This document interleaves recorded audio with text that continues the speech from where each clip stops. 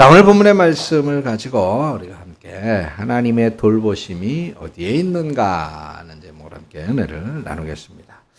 자, 성경에 보면은 이제 기적이 많이 나와요. 기적. 자, 우리들도 참 그런 기적의 주인공들이 되고 싶어요. 근데 또 가끔 보면, 야, 돌이키면 그때 참 그렇게 된 것이 정말 기적이다. 그런 생각이 사실 들 때도 있지요. 그래서 오늘 여러분들에게도 아프신 우리 권사님들에게도 기적의 사건이 나타나서 싹 치료되어지기를 축원합니다. 근데 기적이 구약 성경에 보면 집중적으로 이렇게 나타나는 시절이 있어요. 하나님의 기적이 간헐적으로 그렇게 이제 나타나기는 하는데 집중적으로 나타난 특정한 세대가 있었는데 그 두 번의 시대입니다. 두 번. 첫째는 모세 시대, 모세 시대거든요. 출애굽의 과정에서 하나님의 기적이 있었죠. 그리고 광야 40년 동안 하나님이 모세를 통해서 많은 기적을 집중적으로 행하셨던 것을 볼 수가 있습니다. 그럼 모세 이후, 모세 시대 이후의 구약 성경에서 하나님의 기적이 또 무더기로 나타나던 시대가 언제였느냐? 그건 엘리야 시대입니다. 그리고 엘리사 시대죠. 엘리야와 엘리사의 시대. 이 엘리야와 엘리사 선지자가 활동하던 시대는 하나님께서 강하게 기적의 사건을 통해서 하나님의 존재를 드러내셨습니다. 특별히 이제 그 시대에 하나님은 갈멜산에 모여 있는 사람들에게 하늘에서 불이 내려오게 했죠. 그래서 제단 위에 물에 적셔 놓은 제단 위에 불이 임해서 그 제물을 불사를 살라서 이제 받으시는 그런 기적도 보여주셔. 온갖 신기한 기적을 집중적으로 베풀어 주셨습니다. 자, 그러면 여러분 한번 생각해 볼까요? 이렇게 하나님께서 놀라운 초자연적인 사건이죠. 이런 놀라운 기적을 집중적으로 보여주던 그 시대에 그 시대 사람들은 하나님을 잘 믿었을까요? 이게 참 아이러니하게도 하나님의 기적이 얼마나 신기하고 놀랍습니까? 그런데 그런 기적이 집중적으로 일어나던 그 시대에 그 사람들은 하나님을 제대로 안 믿었어요. 신기하죠?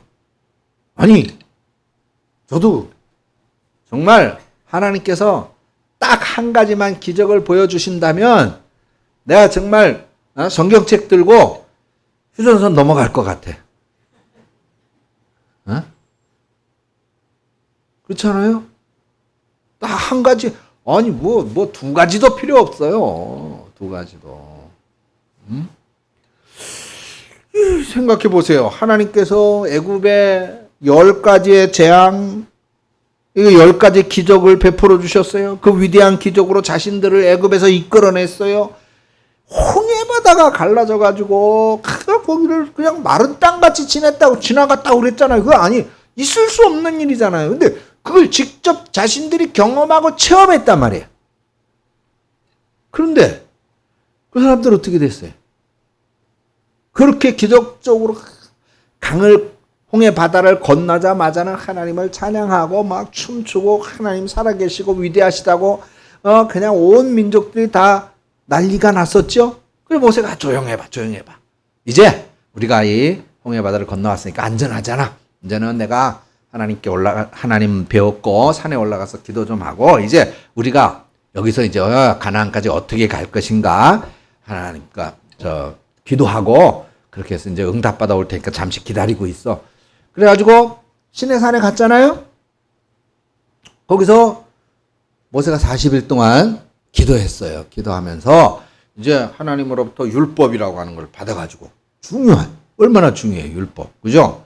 그걸 받아가지고 내려와야 되는데 그 40일을 못 참아가지고 이스라엘 백성들 어떻게 했어요? 예?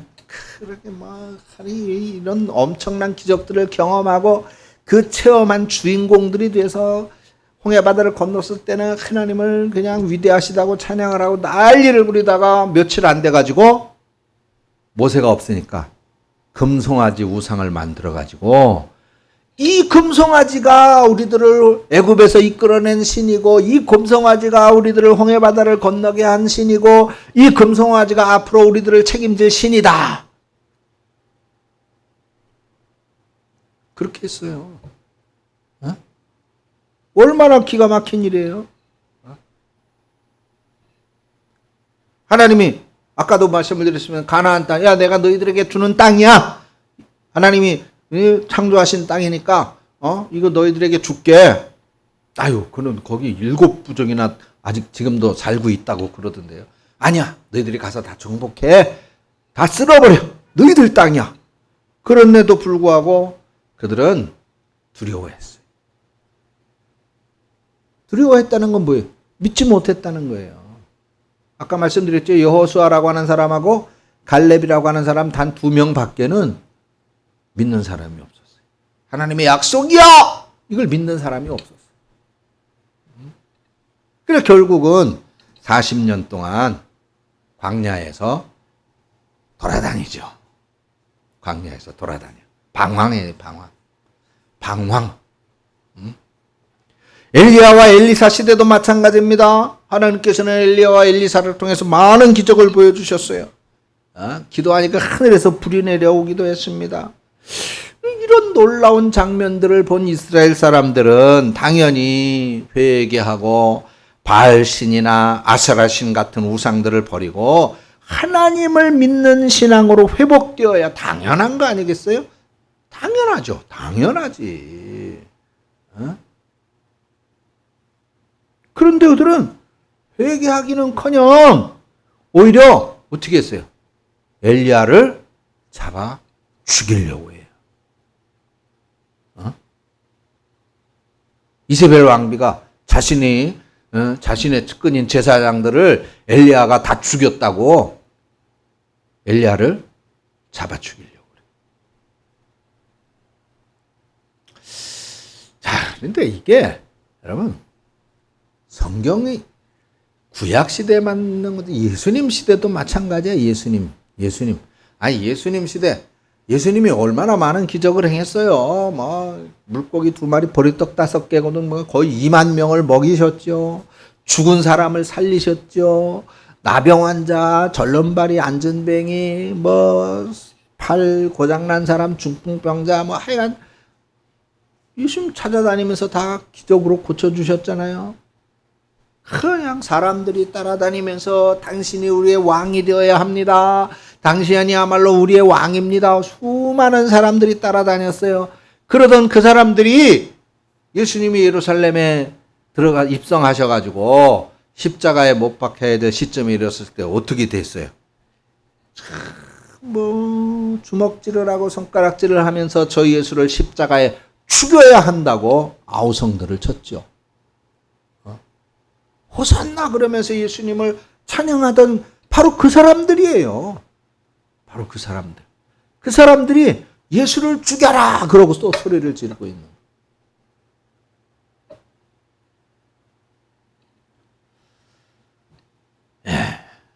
신기하게도 이 기적이 집중적으로 나타나는 그 시대에는 오히려 사람들이 믿음이 형편없었어요. 형편없었어요. 왜 그렇게 되어졌을까? 왜 기적을 많이 경험한다고 해서 믿음은 왜 성숙되어지는 것이 아닐까? 그래서 믿음은 말씀에서처럼 들음에서 나는 거고 그것은 하나님의 말씀으로 말미암는구나 라고 하는 진리를 다시 한번 생각해 볼 수밖에 없게 됩니다. 그래요. 믿음이라고 하는 것은 기적이 일어났을 때 내가 그 믿음이 성숙되어지는 것이 아니라 결국은 하나님의 말씀 그리고 그 말씀을 듣는 것에서 믿음이 성숙되어지는구나 라고 하는 것을 알 수 있게 되더라는 것이죠. 그것을 확인시켜주는 말씀이 오늘 본문의 말씀이에요. 자, 예수님이 기도하시고 이제 기도하러 가셔서 시험 당하시는 장면입니다. 근데 자, 여기 한번 보세요.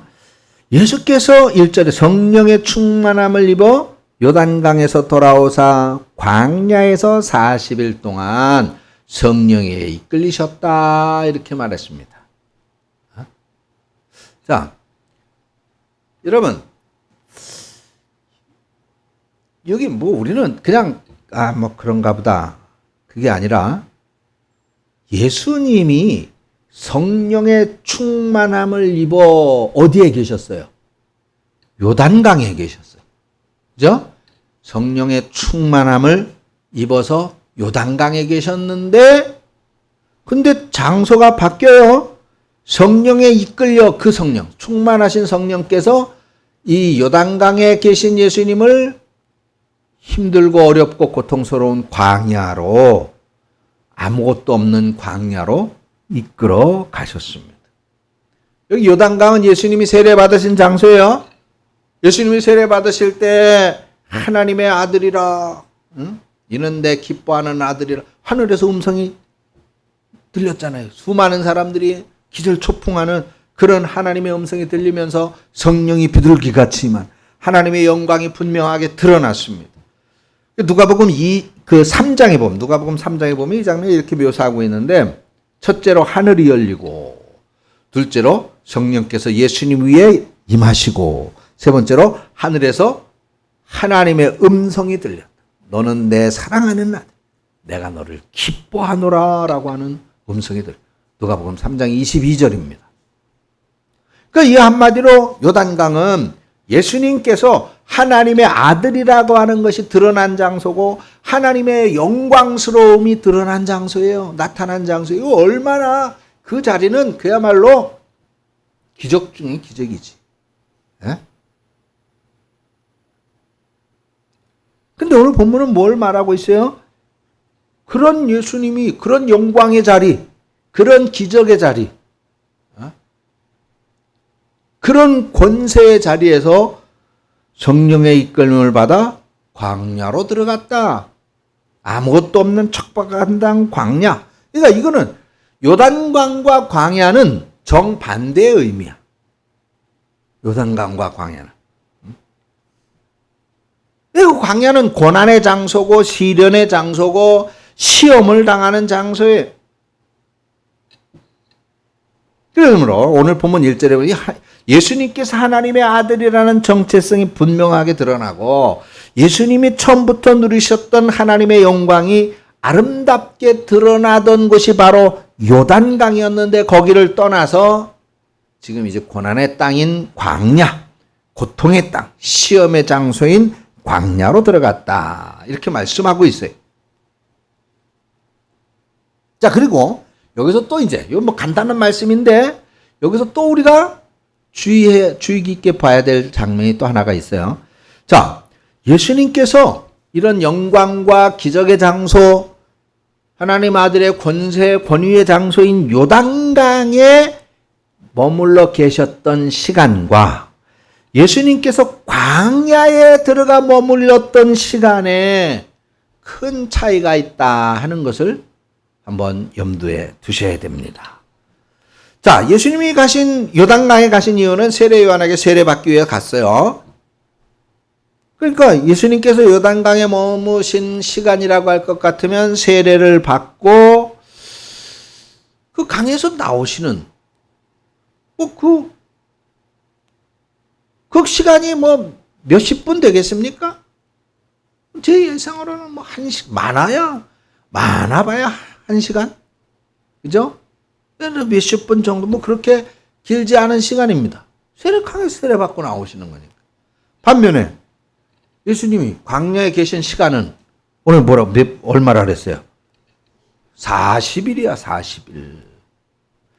예수님의 아름다운 영광이 드러나는 요단강의 시간, 아주 짧은 시간.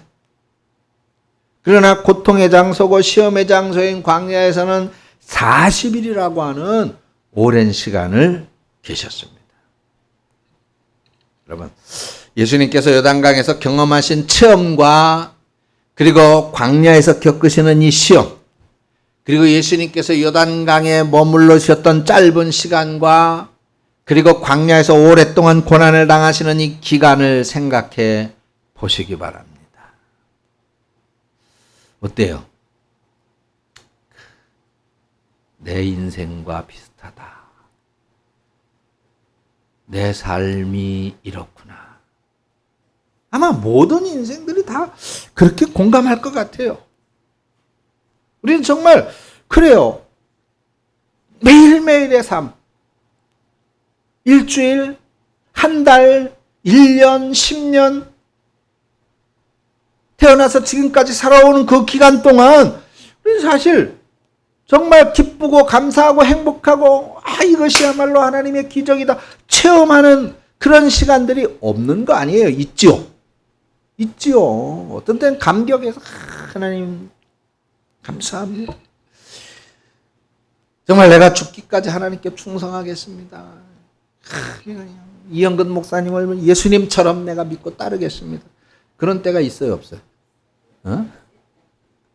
문희수 있어, 없어? 근데 여러분, 아마 지금 여기 계시는 여러분들에게 한번 여러분들의 신앙에 대해서 간증해 보십시오 하면 참 구구절절 할 말들이 많이 있을 겁니다. 하나님께서 참 이런 은혜를 주셨습니다. 우리가 그를 찬양할 때 오히려 우리 가슴이 더 뿌듯하고 감격스럽고 더 은혜로웠습니다. 아마 그런 간증들이 있겠죠. 아마 예수님이 요단강에서 세례 받으실 때에 거기에 하나님의 영광이 나타났었던 그 아름다운 모습이 우리의 삶 속에도 분명히 있었을 겁니다. 근데 우리의 삶의 전체를 한번 바라다보고 우리의 모습을 바라본다면은 지금 요단강에 있는 게 아니라 광야에 있는 것만 같은 그런 고단함이 늘 우리를 힘들게 해요. 우리의 어깨를 무겁게 하고 있습니다. 요단강의 그 아름다운 체험을 뒤로 하고 우리는 늘 예수님이 광야에 오랜 시간 머물렀던 것처럼 힘들고 아프고 고통스럽고 마음에 상처받는 그런 시간들을 자꾸 많은 시간으로 우리에게 다가오는 걸까? 많은 것으로 많은 무거움으로 우리의 어깨를 누르고 있는 것일까? 그렇죠? 근데 예수님께서도 짧은 요단강의 체험을 뒤로하고 오랜 시간 광야에 들어가 시험을 받으셨다면 그럼 역으로 한번 생각해 보십시다, 여러분. 한때는 요단강의 아름다움을 경험했는데 한때는 요단강에서 하나님의 아름다운 영광을 체험하기도 했지만은 그러나 지금 그래 예수님도 광야에 계셨었던 것을 기억한다면 오늘 우리가 그런 인생을 살아가고 있다 하더라도 여러분 불평하고 원망하지 마시기를 바랍니다. 왜냐하면 우리가 일생 동안 우리의 삶이 광야 같은 인생이라 하더라도 예수님께서 광야에서 마주치는 그 모든 시험을 이기고 승리했던 것처럼 우리도 나에게 찾아오는 이런 어려움과 광야와 같은 고통과 시험을 이겨내서 주님과 함께 승리할 수 있음을 믿으시기 바랍니다. 그러면 그 승리의 승리의 비결, 그 승리의 열쇠가 무엇이냐? 예수님이 광야에서 어떻게 해서 무엇을 가지고 마귀가 이렇게 유혹하고 시험하는 이것을 이겨냈는가? 그걸 보면 되겠죠. 그럼 자, 예수님이 사탄에게 세 가지 시험을 받았어요. 자, 본문 2절에 마귀에게 시험을 받으시더라 이렇게 말합니다. 이날에 아무것도 잡수시지 아니하시니 날수가 다함에 줄이셨다. 이 말씀은 시험의 구체적인 내용이라기보다는 예수님께서 광야 생활을 하시면서 겪으셨던 그런 고통스러운 모습을 이제 지적하고 있는 것입니다. 자, 지금 예수님이 광야에 계세요. 광야. 사람들이 살아가는데 필수적인 그런 것들이 하나도 없는 데예요. 먹을 음식도 없고 마실 물도 없고 비바람을 막아줄 집도 없고 아무것도 없는 것입니다. 그래서 2절에 그렇게 묘사하고 있어요. 이 모든 날에 아무것도 잡수시지 아니하시니 날수가 다함에 줄이셨다.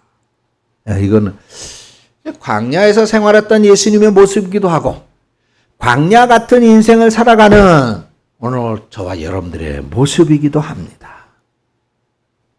그런 상태 속에서 사탄의 시험이 시작되는 거예요. 3절 마귀가 이르되 내가 만일 하나님의 아들이면은 왜 고통스럽게 배고파하고 있냐? 이 돌들을 가지고 떡으로 만들어 먹어. 그렇게 말하고 있어요. 아니 충분히 너 그렇게 할 수 있잖아. 하나님의 아들이니까 예수님이. 돌이 맛있는 떡덩어리가 되라. 돌을 가지고 너는 꿀떡이 되라. 그 꿀떡이 되는 거잖아요. 그렇게 하는 거예요.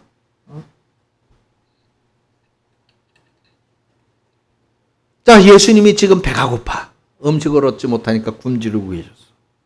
우리 성도들도 광야 같은 인생을 살아가면서 여러 가지 어려움을 당하고 있습니다.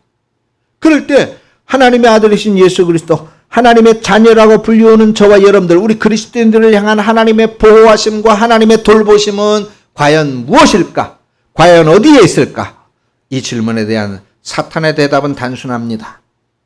그것은 기적의 떡이거든요. 기적의 떡. 하나님의 자녀인 성도들이 광야 같은 인생을 살아가는 동안에 하나님이 정말로 너희들을 돌보신다면 얘들아 너희들도 하나님에게 기적의 떡을 달라고 좀 해봐. 왜 가만히 있어? 왜 고통스러워하고 있냐? 왜 슬퍼하고 눈물 흘리고 있어? 하나님 그렇게 해주실 수 있잖아. 하나님 그렇게 해주시겠다고 약속했잖아. 당장 기적의 떡을 좀 달라고 해. 이게 마귀의 유혹이에요. 이게 사탄의 유혹입니다. 당연히 우리가 하나님의 자녀라면은 아니 복을 받아야지. 하나님이 복 주신다고 했잖아. 당장 달려가서 복권 다 사버려.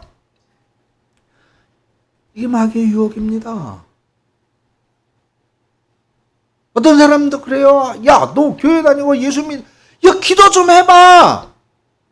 기도하면 다 들어준다며. 마귀의 유혹이에요. 기적의 떡을 구하라는 것이죠. 그렇게 돼야, 그 기적의 떡을 받아야, 그래야 하나님 믿는 증거인 거 아니야? 그래야 하나님 믿는다는 증거인 거지.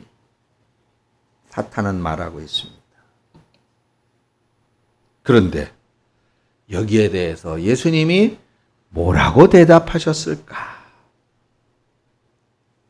본문의 4절이지요? 다 같이 시작.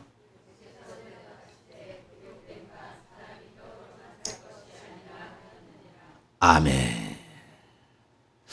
예수님의 말씀을 우리가 무심히 보면, 뭐 예수님이 우리 육신의 떡, 육신의 떡, 우리 육신의 양식이 되는 그 떡을 말씀하시는 거고, 우리가 이거 그러니까 먹는 거, 육신의 일 이런 걸로만 사는 거는 아니다. 그런 것만 가지고 살 수 있는 거는 아니다. 그렇게 오해할 수가 있습니다. 게다가 마태복음 4장 4절에 이렇게 말씀했어요. 사람이 떡으로만 살 것이 아니요 하나님의 입으로부터 나오는 모든 말씀으로 살 것이라 그랬습니다.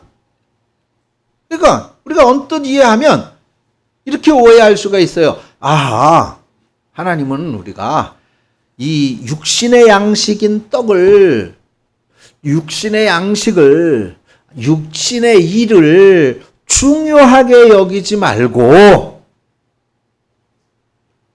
영혼의 양식인 하나님의 말씀을 더 중요하게 여겨야 되는가 보다.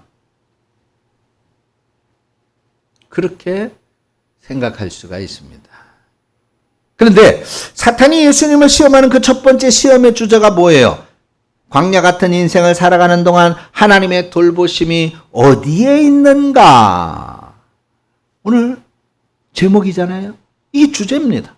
그럼 본문 4절에서 예수님이 이 질문에 대해서 어떻게 대답하고 계시다고요? 예수님의 말씀을 우리가 좀 더 정확하게 이해하기 위해서는 성경의 다른 곳을 한 번 더 봐야 되는데 신명기 8장입니다. 구약에 제가 읽어드릴게요. 신명기 8장 1절에 이렇게 시작합니다.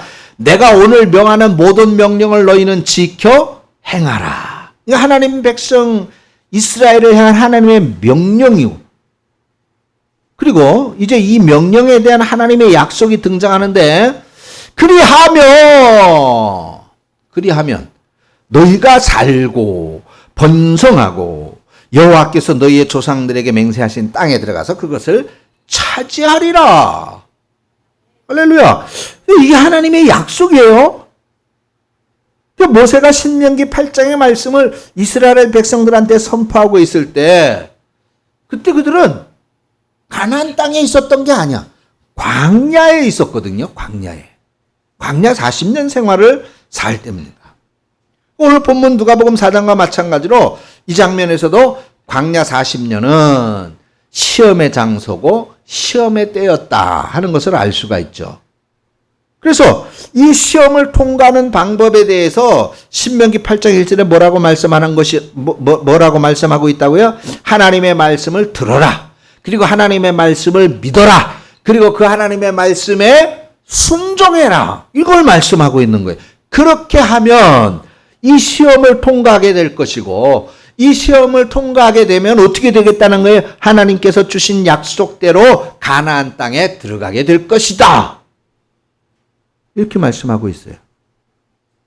신명기 8장 2절에 이걸 조금 더 풀어서 설명하고 있어요. 내 하나님 여호와께서 이 40년 동안에 내가 광야길을 걷게 하신 것을 기억해라. 이 광야 40년의 길을 왜 너희들에게 이 40년의 고난의 기간을 주었는지 그 목적이 무엇인지를 기억해라. 그 목적이 무엇이었느냐? 여기 이제 신명기 8장 2절에 뒤에 나오는데 그렇게 한 이유는 광야 40년의 그 고통스러운 기간, 그 시험의 기간을 준 이유는 너를 낮추시며 너를 시험하사. 여기 시험이라고 하는 단어가 등장하죠.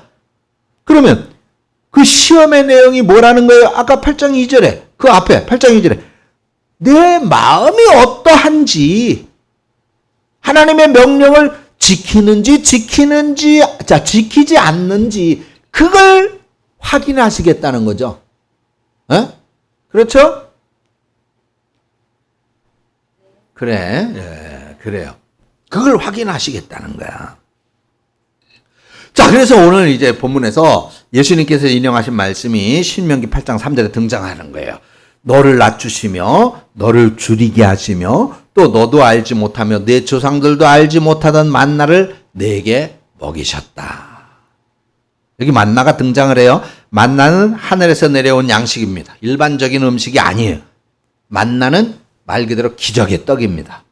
그럼 하나님께서 그런 기적의 떡인 만나를 먹이신 이유가 있는데 그 이유는 뭐예요? 사람이 떡으로만 사는 게 아니다. 여기서 떡은 일반적인 양식이 아니라 기적적인 떡 만나를 말하는 겁니다. 광야 같은 인생을 살아가는 하나님의 백성의 살 길은 기적의 떡이라고 그랬는데 근데 새로운 해석, 예수님께서 새로운 해석을 알려주시는 거예요. 그 기적의 떡만 가지고 사는 게 아니라 또 신명기 8장 1, 2, 3절의 말씀 보시지 않았느냐. 거긴 뭐라 그랬어? 사람이 떡으로만 살 것이 아니라, 그러니까 그 기적의 떡, 생명의 떡 만나 그걸로만 살 것이 아니라, 그것만 바라보고 사는 것이 아니라, 그 기적만이 너희를 살리는 것이 아니라 뭐라 그랬어요? 여호와의 입에서 나오는 모든 말씀으로 사는 줄을 내가 알게 하려 하심이니라. 여러분, 이 진리를 안다면, 지금 여러분들 앞에 펼쳐져 있는 이 성경, 이 진리를 안다면, 제가 지금 여기서 침을 튀겨가면서 떠들고 있는 이 설교가 얼마나 중요한지 몰라요. 왜? 이걸로 우리를 살리겠다고 말씀하고 있잖아요. 이걸로. 이걸로 우리를 살게 하겠다고 하나님이 그러고 있잖아요. 하나님이, 내 말이 아니라. 이 광야 같은 인생 속에서, 이 퍽퍽하고 힘들고 어려운 이 삶 속에서 하나님의 돌보심이 어디에 있느냐? 사탄 마귀는, 야, 기적의 떡을 달라고 그래. 그거 먹어야 되잖아. 아니, 하나님 믿는 증거가 거기에 있는 거 아니야. 그렇게 속삭이지만은 성경은 단호하게, 하나님의 말씀은, 예수님은 단호하게, 아니야! 그 기적이 아니라 말씀이야 라고 말하고 있는 거예요. 말씀이야.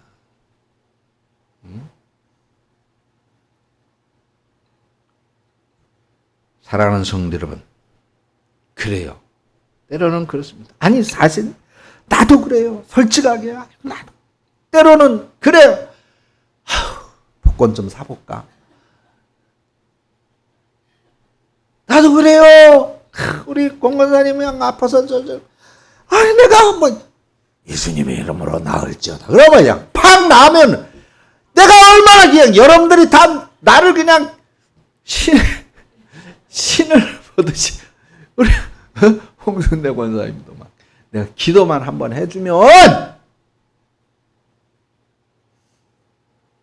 영희야, 가게 손님 적냐? 잠깐 기다려봐. 주여, 문지방에 달아 빠지게 사람들 많아지게 해주세요. 그런데 막 그냥 사람들이 줄을 서면, 아, 나도 좀 그렇게 하고 싶다고. 솔직하게요.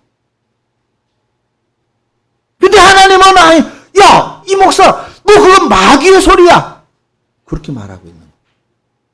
거기에 넘어가면 안 돼. 예수님께 마귀가, 야, 너 무릎 아프잖아. 깔고 앉아있는데 그 돌 치워. 그 돌을 가지고 너 떡 만들어 먹을 수 있잖아. 떡 만들어 먹어. 왜 배고픈데 그러고 있냐? 마귀의 음성이란 말이야.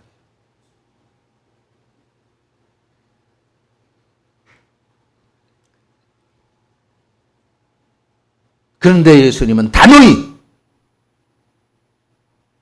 이놈아, 내가 그렇게 할 수 있지. 그러나 내가 정말 사는 길은 하나님의 말씀이야. 하나님의 말씀이야. 그 결국 뭐예요? 우리에게 나를 향한 하나님의 보호와 돌보시는 손길은 어디에 있는 것인가? 그것은 바로 우리가 오늘 눈만 열면 볼 수 있는 하나님의 말씀, 귀만 열면 들을 수 있는 이 하나님의 말씀에 있더라는 것입니다. 이 하나님의 말씀을 듣지 않고, 이 하나님의 말씀을 보지 않고, 즉 기적만 바라본다면 우리는 마귀의 종이 되어질 수밖에 없는 거예요. 엘리야 시대의 그 사람들처럼, 모세 시대의 그 사람들처럼 똑같아지는 거예요. 그들은 언제나 이 기적의 떡을 원했던 거야. 기적의 떡. 하나님께서 말씀하신 이 약속의 말씀을 믿고 그 말씀을 붙잡고 참으면서 시험을 견디고 이겨야 되는데, 그들은 그것이 싫었던 거예요. 아, 나는 힘든 거 싫어. 나는 고통스러운 거 싫어. 나는 가슴 아픈 거 싫어. 나는 시험이 싫어.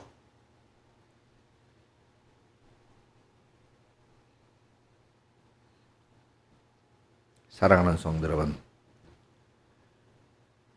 우리는 오늘 분명하게 알 수가 있습니다. 마귀의 음성과 하나님의 음성이지요. 마귀는 오늘도 우리들의 본심을 자극해. 우리들의 본심을 자극합니다. 그러면서 그 소리에 귀를 기울이게 합니다. 물론 하나님은 자비로우시기 때문에 때로 우리에게 기적의 떡을 베풀어 주시기도 분명히 합니다. 그런데 자꾸만 우리가 그 기적의 떡에 머물러 있다면 그것은 결국 마귀의 유혹에 넘어가고 있다는 증거인 거예요. 우리의 삶은 늘 광야 같습니다. 그렇죠? 그래서 우리는 늘 똑같이 기적의 떡을 갈망하기 마련인 거예요. 그런데 광야 같은 세상을 살아가면서 우리의 마음을 이 기적의 떡이 아닌 하나님의 약속의 말씀에 둔다. 물론 쉽지 않아요. 어렵죠.